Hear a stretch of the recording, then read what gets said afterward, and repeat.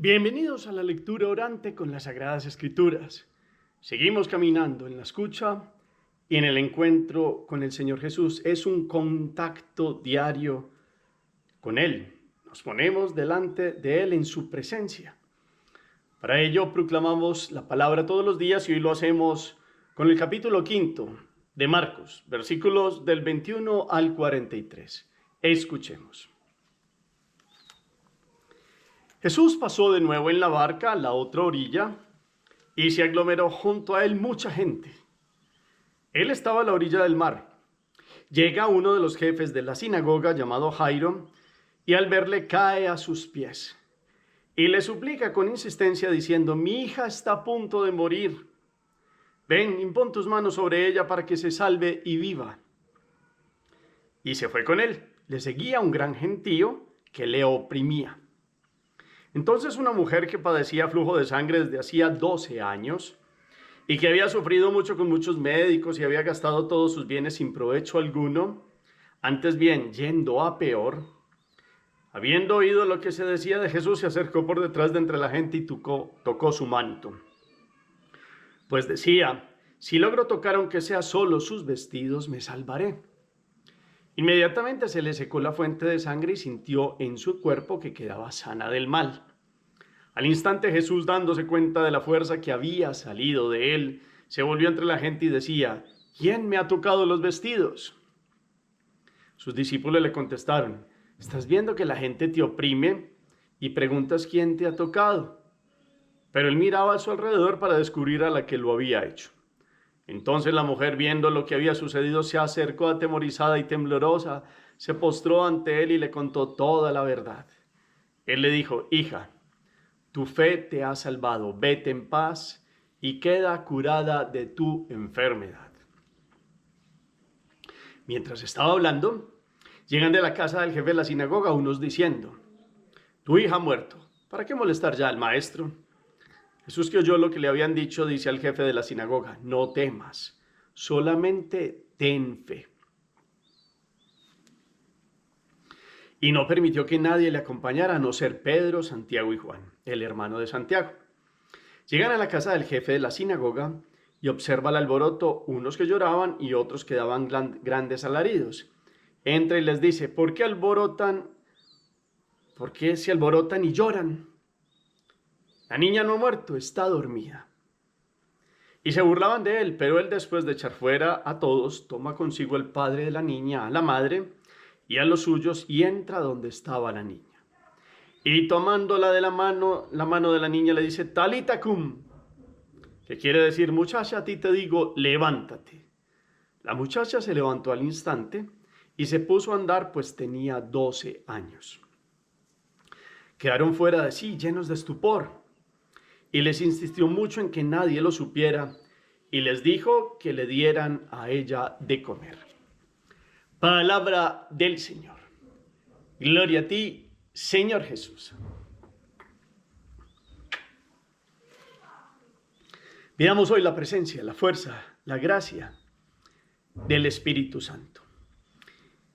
Todos los días tenemos contactos con Jesús, pero quien nos permite comprender este contacto de quienes se ponen delante de su Salvador, nosotros los hijos de Dios, hijos en el Hijo, es el Espíritu Santo el que nos permite tener esta cercanía y esta comprensión de quién es Jesucristo. Pidámosle que en cada palabra podamos comprender este mensaje e invitemos al Espíritu diciéndole: ven, Espíritu Santo, llena los corazones de tus fieles y enciende en ellos el fuego de tu divino amor. Envía tu Espíritu y todo será creado y renovarás la faz de la tierra. Espíritu Santo, ilumínanos. Espíritu Santo, permítenos llenarnos de vida a través del contacto con Jesús, que nos sigue hablando con su palabra. Permítenos comprender la palabra, llevarla, bajarla de la mente al corazón y vivirla todos los días, como la enseñanza del propio Hijo de Dios que nos ha puesto delante del Padre, con su sacrificio eterno y su derramamiento de sangre para liberarnos de la lejanía que teníamos de nuestro Padre del cielo. Amén. ¿Qué nos dice el texto? Volvemos la mirada. Los ojos se posan en las palabras, el corazón reposa en el sentido. Esa es la frase que nos ubique como en cada lectura cotidiana. La primera lectura que volvemos a hacer después de la proclamación es, bueno, ¿dónde está Jesús? ¿De dónde viene? ¿Qué pasa con la gente que está al lado? Hay uno que se le acerca, le hace una súplica. Después, yendo con este personaje, aparece otra persona dentro del gentío, pues pasa algo y él hace una pregunta. Los apóstoles le dicen, vea, pues está pasando esto y usted dice esto, pero él sigue mirando, aparece alguien que le dice algo, hay un diálogo que pasa allí, qué sanación se da, cuáles son los detalles. Después sigue para donde en primer lugar se dirigía con aquella persona que le había hecho una súplica, que pasa, llega alguien antes de que llegue a la casa de esta persona, le dice algo que le dice como quien dice, pues ya para qué, pero ¿de qué está hablando? Y entonces el Señor da una palabra ahí muy clara a la persona que lo buscó y le dijo, ¿qué le dice? Cuando llegan al lugar, Jesús llama a otros 3, más los que están allí de la casa, pero también hacia afuera a otros que en un contexto que se da allí en Palestina, porque había ocurrido algo, Jesús les dice algo, y no creían, pero Jesús, ¿qué termina haciendo? ¿Cuál es la narración final de lo que Jesús hace con alguien que está en una situación? ¿Qué situación vive? Y después de una palabra de Jesús, ¿cuál es esa palabra? ¿Qué pasa con ella? Miremos los elementos, los detalles. La palabra habló ya al primer momento. Segunda lectura, más detalles, más diálogos, personajes, versículo que nos llame la atención, algo que nos deja como impactados en esta proclamación, algo que inclusive puede que no comprendamos, un versículo, lo pueden poner ahí como eco en el chat. La palabra sigue resonando. Tercera lectura, síntesis, para que pasemos a la meditación. Seguimos entonces en unas manifestaciones que Marcos nos viene haciendo del poder sanador de Jesús. Ya había hablado en parábolas, nos había hablado de la tempestad calmada, del endemoniado curado por allá, según Marcos en Gerasa. Y ahorita vuelve a cruzar del otro lado donde estaba, al lado de Cafarnaún, donde él se movía allí en esta población donde él vivió y empezó todo su ministerio apostólico. Y es tanta gente la que lo recibe que no lo dejan casi ni andar, pero se aglomera la gente junto a él, dice el texto. Pero aparece uno que es como importante dentro del pueblo, que viene a suplicarle, llamado Jairo, nos dice Marcos, jefe de la sinagoga, de aquellos que coordinan la reunión del sábado en las sinagogas donde los judíos meditan la palabra. Este hombre es de esos sinagogos que le han creído a Jesús. Unos le creyeron, otros no. Este hombre creía en el poder de Jesús, tenía fe en Jesús. Y se vio en una situación donde la hija moría, una hija de 12 años, la única hija de Jairo y su esposa. Estaba muriendo y le insiste que fuera con él. Jesús, al punto, rápidamente se pone en camino. Lo que sí le pide a él es que tenga fe. Aparece otra mujer en el camino. Aquí hay 2 milagros en un momento. Que se acerca a Jesús y lo toca. Porque es una mujer que Marcos nos da unos detalles. Una mujer 12 años enferma. Flujos de sangre. Desde el Levítico hay unas situaciones donde las mujeres y ciertas personas que sufrían flujos de sangre quedaban impuros y eso hacía que la vida con ellos no se pudiera dar. Entonces la mujer perdió su esposo, su familia, su vida diaria, perdió sus bienes porque había gastado sin provecho alguno. Todos los días iba de mal en peor, dice Marcos con detalles. O sea, la situación es de una mujer que sufre. La pregunta aquí es, o más bien, yo los pongo como que pensemos, hay 2 mujeres en las cuales Jesús influye hoy.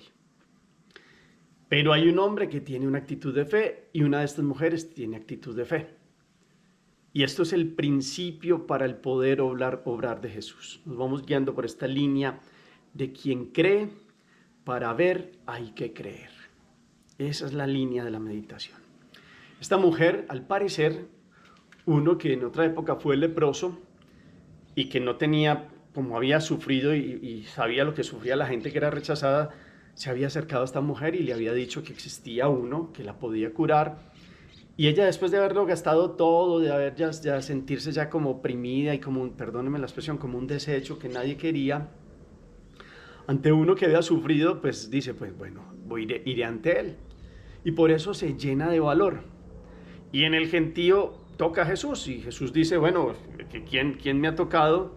Porque Jesús, dice el texto, se había dado cuenta de una fuerza que había salido de él. Y los apóstoles, como usted pregunta, ¿quién lo ha tocado? Si mire, ¿quién no lo ha tocado más bien? Podríamos decir, todo el mundo se le va encima, porque los apóstoles muchas veces en esos contextos a fuerza de ponerse en los lados y abrir los brazos, pues tendrían que abrirle paso al Señor. Y en este contexto más porque iba rápidamente a uno que le había pedido que su hija estaba muriendo. Pero es que Jesús va más allá. Y Jesús conoce los corazones.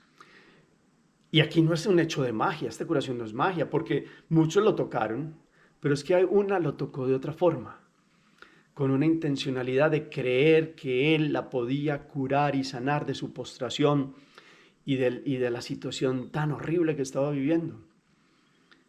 Y Jesús, como sabe cuál era la intencionalidad de este corazón, la intencionalidad del alma, entonces él sabe que a quién está hablando, pero espera que ella hable, porque de ahí va a venir una enseñanza. Entonces, cuando ella le dijo, pues que vio que Jesús verdaderamente sabía quién era y quién la había tocado, entonces ella se postró ante él, así como con una humildad, y le contó lo que pasaba.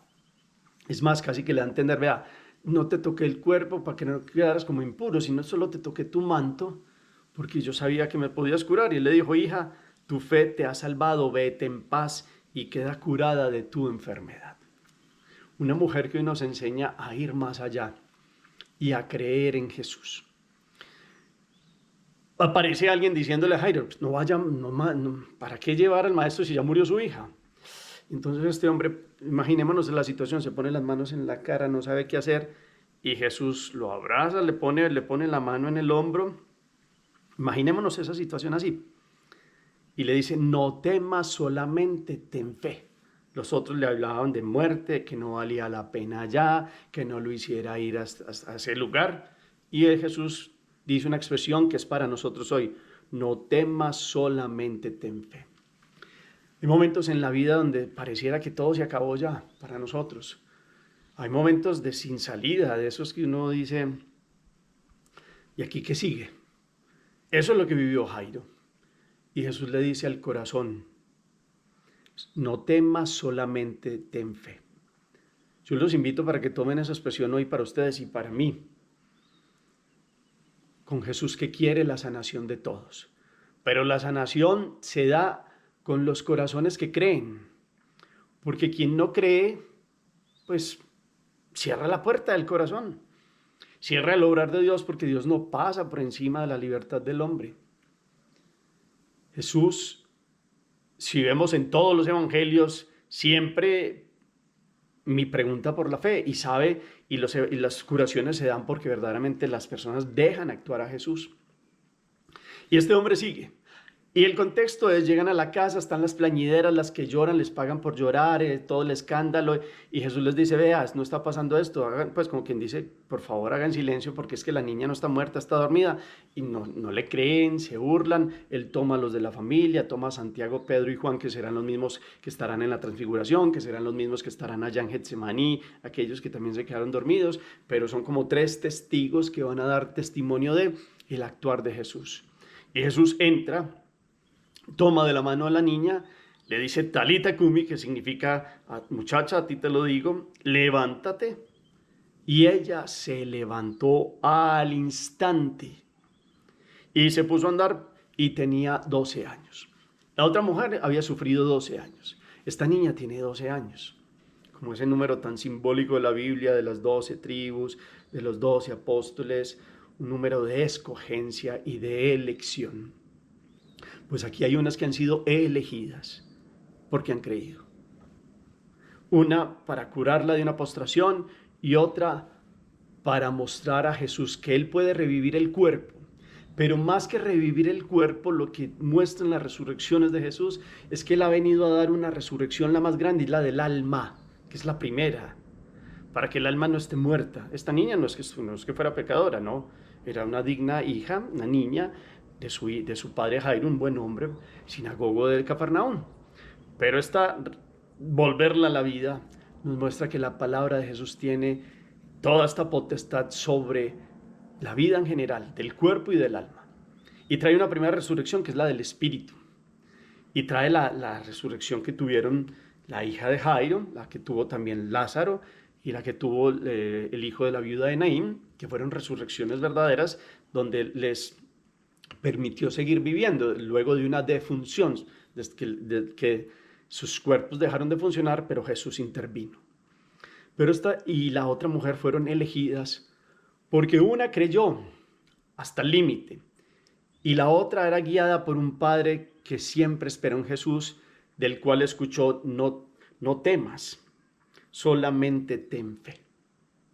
Qué bonito hoy seguir escuchando este poder sanador de Jesús.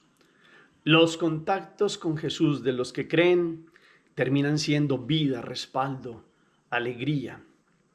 Terminan siendo intervención divina en aquellos que se dejan guiar y que quieren creer.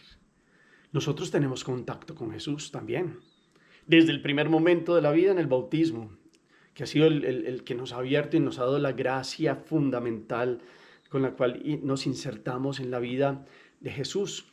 Hijos de Dios, hijos en el Hijo, templos del Espíritu, partícipes de la vida de esta iglesia de la cual somos miembros, y toda una vida de gracia que se nos ha dado en el sacrificio redentor de Jesús, que tiene un aquí y un ahora, un valor para nosotros por los sacramentos. Los sacramentos son contactos con Jesús. Y entonces cuando vamos a la penitencia con fe, Jesús puede entrar y levantarnos y curarnos y darnos vida en el alma. Como el bautismo nos dio perdón de los pecados, pero ahorita en la penitencia nos sumergimos en ese perdón. Cuando vamos celebrando los distintos sacramentos, los que se casan, los que nos ordenamos, el momento de los unción de los enfermos, ahí está el contacto con Jesús que entra y que sana, no como magia, sino como esta mujer que creyó, y quien cree, Dios obra. Y los sacramentos muestran verdaderamente con hechos de una celebración de vida la presencia de Jesús que viene a entrar en aquellos que lo dejan entrar. ¿Qué contactos también tenemos con Jesús? También nosotros, la oración. La más grande, la Eucaristía, en el sacramento diario y en el sacramento dominical, que es la acción de gracias y el banquete de la vida, en el cual comemos el cuerpo y la sangre de Jesús. No hay mayor que el sacramento de la Eucaristía. Pero la oración es un contacto con Jesús. Jairo le oró a Jesús y creyó en él. Esta mujer, después de que tocó, su conversación con Jesús fue una oración de agradecimiento. ¿Cuántos de ustedes y yo hoy tenemos un contacto con la palabra? Cada día lo tenemos con Jesús, y este contacto Jesús nos dice al corazón: no temas, solamente ten fe. Y salimos restituidos con su palabra que tiene poder, porque nos sigue hablando al corazón. Salimos con vida de resurrección para el espíritu, para que no nos dejemos matar por el pecado que nos separa de Dios. Y hoy, también como estas mujeres, una de 12 años, una que sufrió 12 años, elegidas por Dios en un contexto de sanación porque ellas creyeron, o Jairo, el padre de la niña, creyó, ustedes y yo somos elegidos desde el bautismo. Y en el bautismo toda una sanación de vida nueva que nos ha dado Jesús. ¿Cuánto reconocemos también entonces esta fuerza de Jesús para nosotros? ¿Cuánto entonces hoy vemos la intervención divina de Jesús en la vida de quienes creen? Para ver hay que creer, eso lo hemos dicho varias veces y es enfático, porque Dios obra en aquel que lo deja entrar y quien le cree. Si tenemos la palabra cotidiana en escudriñar la palabra, en buscar a Jesús que nos habla, es porque le creemos o no. Y Él nos dice: no temas, solamente ten fe. Y también nos dice: si hemos muerto por el pecado otra vez a la vida de la gracia y nos arrepentimos y lo buscamos con sincero corazón, nos puede decir como talita cum, pues como una vida de jóvenes que adquieren una nueva vida en Dios, que son resucitados por su perdón y por su poder para la vida de la gracia. Debemos vivir resucitados con Él para la vida de la gracia. Él es la gracia, su presencia en nosotros. Él dentro de nosotros nos da la felicidad, la plenitud, el sentido de la vida. Jairo quedó eternamente agradecido. Esta niña, según algunos contextos, queda tan agradecida que quiere como entregarse totalmente a Dios y queda con un agradecimiento eterno a Jesucristo. ¿Cuánto no más esta otra mujer que logró poder recuperar su vida? Como cuando curaba a un leproso que recuperaban su vida. Esta mujer había sido impura y había caído en una inmundicia según pues el código del Levítico, y entonces puede volver a recuperar su familia, puede volver a recuperar a sentirse útil en la vida. Quien deja orar a Jesús se siente nuevo en la vida, se siente útil en la vida, se siente con una capacidad de obrar distinto. Pidámosle hoy a Dios esa fuerza de intervención, que tengamos este contacto directo con Él como lo tuvieron estas mujeres, y lo tenemos con su palabra. Lo tenemos en la más grande intervención, que es la Eucaristía, pero con su palabra, con la misericordia que hacemos, con toda la disponibilidad de invitarlo a la vida. Ahí creyéndole a Él puede entrar y levantarnos y sanarnos. Hagamos oración. Bendito sea, Señor, por tu intervención en la vida del mundo entero, del género humano, porque has venido a dar la resurrección del Espíritu primero y la resurrección total al hombre. Cuando has podido obrar en aquellos que tienen fe, la vida de ellos es una vida totalmente plena y feliz. Te damos gracias porque desde el bautismo hemos recibido esta vida llamada a la plenitud, esta vida que en ti tiene una fuerza, esta vida que en ti hoy nos resuena en el corazón diciéndonos: no temas, solamente ten fe. Y en esta fe hoy queremos creer, queremos esperar, queremos sentir como aquellas mujeres, sintiéndose elegidas para una vida de novedad en ti, para una vida de alegría en ti. Hoy nos sentimos elegidos por el bautismo para que tú puedas intervenir en nosotros y nos levantes como la hija de Jairo. Y nos devuelvas una vida de plenitud, porque nos hemos alejado de ti por nuestro pecado, para que como está aquella mujer que rehace su vida pueda volver a sentirse útil y amada. Que nosotros podamos volver a tener esta vida plena en ti. Los invito a que en sus corazones le digamos: gracias, Señor Jesús, por lo que has intervenido en mi vida, por los contactos grandes y maravillosos que hemos tenido contigo, por los momentos en que ha crecido nuestra fe, porque es por tu gracia que hemos creído. Que podamos seguir esperando y creyendo en ti a pesar de las adversidades y las distintas situaciones de la vida. Muchos le decían a Jairo que no valía la pena. Muchas veces pasa eso en nuestra vida. Hoy queremos no escuchar esas voces, sino seguir solamente confiando y creyendo hasta el fin, que tú eres la resurrección y la vida, y que tú eres nuestro todo. Queremos dejarte actuar porque creemos que tú eres el Dios verdadero. Amén. ¿Qué propósito o acción surgen después de esto? Propósito de contacto diario con Jesús para que tengamos la vida todos los días en Él. Cómo vivir la vida de la gracia, cómo morir al pecado y a la separación de Dios y creerle a quien ha venido a sanarnos y a rescatarnos a precio de sangre. Quedémonos contemplando aquello de Talita cum. Dios nos dice: levántate, levántate, nos toma de la mano. Quedémonos como en esa imagen y en esa escena. ¿Qué muerte estamos viviendo o hemos vivido y Jesús nos ha tomado de la mano y nos ha levantado? Gracias por el eco que colocan al final del chat, porque todos sus comentarios son valiosísimos. Señor esté con ustedes y la bendición de Dios Todopoderoso, Padre, Hijo y